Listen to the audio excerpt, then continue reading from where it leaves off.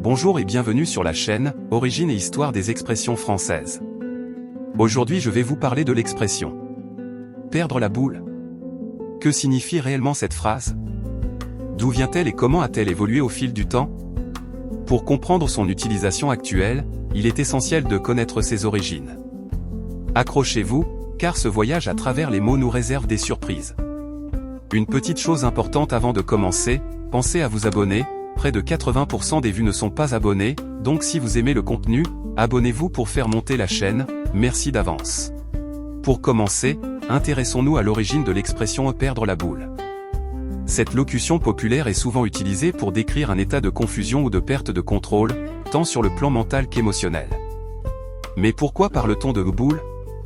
L'une des théories les plus répandues est que cette expression tire son origine du jeu de boules, un sport ancien où l'objectif est de garder le contrôle de la balle.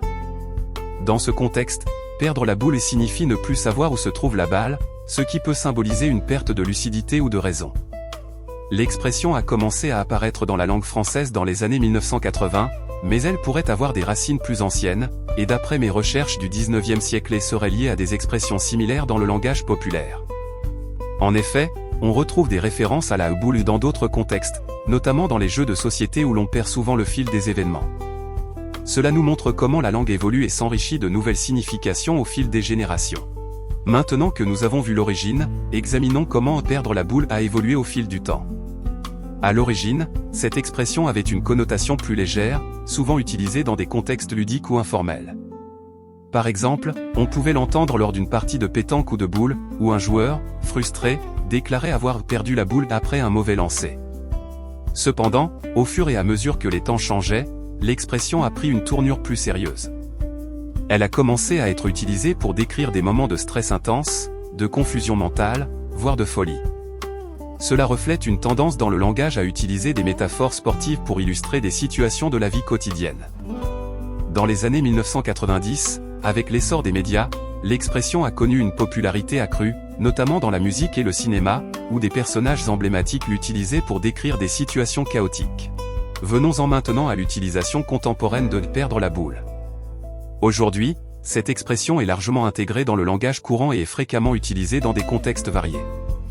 Que ce soit pour parler du stress au travail, des défis de la vie quotidienne, ou même de l'angoisse liée aux événements mondiaux, perdre la boule est devenu un moyen humoristique et informel de décrire des moments de désespoir ou de désorganisation. Par exemple, on peut entendre un parent fatigué après une journée éreintante dire en riant « Je crois que je perds la boule avec les enfants ». Cela montre comment l'expression est souvent utilisée de manière ludique, permettant aux gens de partager leur frustration tout en gardant un ton léger. En somme, perdre la boule est une belle illustration de la richesse du langage français, où la métaphore et l'humour se mêlent pour exprimer des émotions complexes. Pour conclure, perdre la boule est une expression qui illustre à la fois notre rapport à la confusion et notre capacité à en rire. Que vous l'utilisiez dans un contexte léger ou plus sérieux, elle fait partie intégrante de notre culture linguistique. Et vous, avez-vous déjà eu la sensation de perdre la boule dans votre vie? Partagez vos anecdotes dans les commentaires, cela est très important pour que la vidéo soit mise en avant.